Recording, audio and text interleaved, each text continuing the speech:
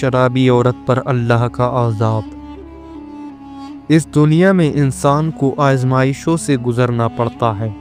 کچھ لوگ اللہ کی ہدایت پر چلتے ہیں جبکہ کچھ اپنی خواہشات اور برائیوں کے پیچھے بھاگتے ہیں۔ یہ کہانی ایک ایسی عورت کی ہے جو شراب اور گناہوں میں ڈوبی ہوئی تھی، مگر پھر اس پر اللہ کا عذاب آیا جو سب کے لیے عبرت بن گیا۔ امیر گھرانے کی عورت نیلا ایک امیر گھرانے کی لڑکی تھی۔ اس کا باپ ایک بڑا تاجر تھا جو ہر خوشی اس کے قدموں میں ڈال دیتا۔ بچپن سے ہی اس کی پرورش ایسے ماحول میں ہوئی جہاں دنیا کی ہر عیش و عشرت تھی مگر دین سے دوری تھی۔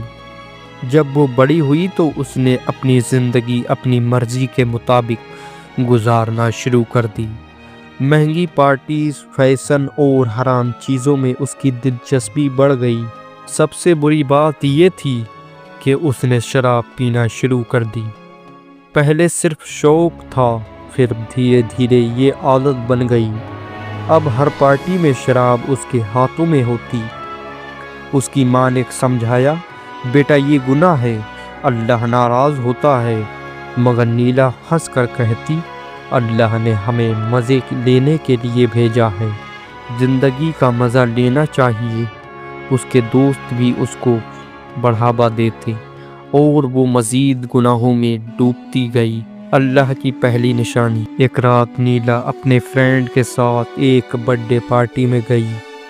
وہاں میوزک، ڈانس اور حرام چیزیں ہو رہی تھیں۔ اس نے بھی پوری رات شراب پی اور جب واپس گھر آئی تو اس کا دماغ گھوم رہا تھا۔ جب وہ سونے لگی تو اس نے ایک عجیب خواب دیکھا۔ اس نے دیکھا کہ وہ ایک اندھیری جگہ میں ہے جہاں ہر طرف آگ جل رہی ہے۔ وہ چلائی، یہ کہاں آ گئی ہوں؟ اچانک ایک آواز آئی، یہ وہ جگہ ہے جہاں شرابی اور گناہگار لوگوں کو ڈالا جاتا ہے۔ اس نے دیکھا کہ ایک عجیب و غریب مخلوق اس کی طرف بڑھ رہی ہے۔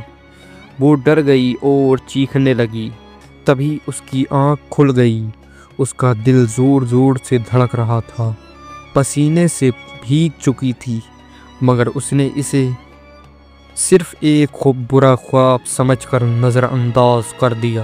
گناہ میں مزید ڈوبی۔ خواب کے باوجود نیلا نے اپنی عادتیں نہیں بدلیں۔ اب تو اس نے دن کے وقت بھی شراب پینا شروع کر دی۔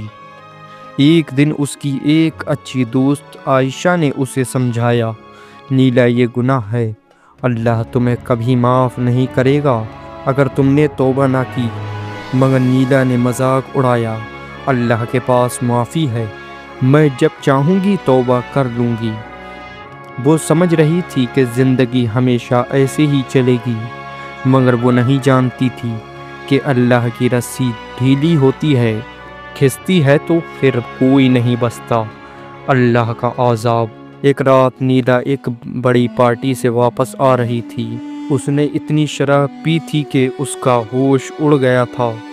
اس نے اپنی گاڑی اٹھائی اور تیز رفتار سے چلنے لگی۔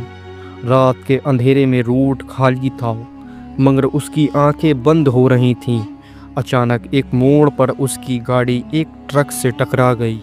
لوگ دوڑ کر آئے مگر منظر بہت ڈراونا تھا۔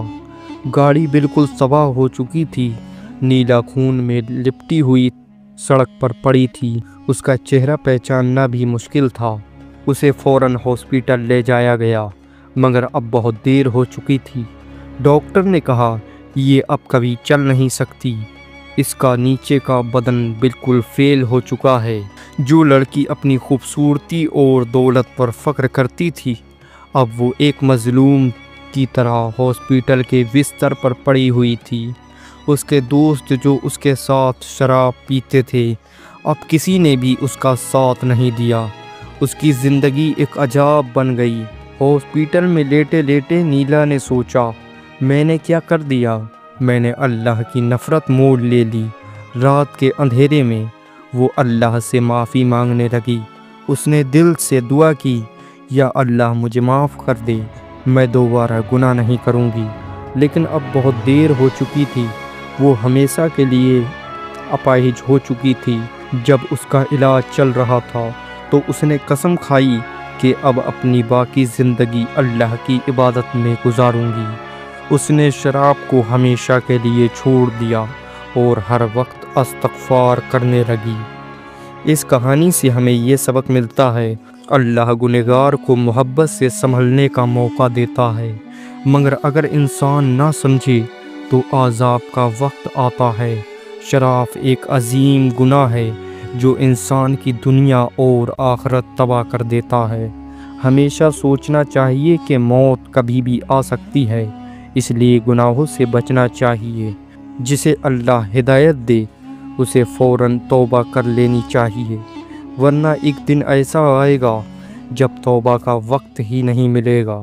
قرآن کریم میں اللہ فرماتا ہے، اور اپنے آپ کو اپنے ہاتھوں ہلاک میں نہ ڈالو۔ نیلا نے یہ بات سمجھنے میں دیر کر دی اور اس کا انجام ایک عظیم عذاب کی صورت میں نکلا۔ اگر آج بھی کوئی شراب اور حرام چیزیں میں مبتلا ہے تو اسے فوراً توبہ کر لینی چاہیے، ورنہ اللہ کا عذاب کسی بھی وقت آ سکتا ہے۔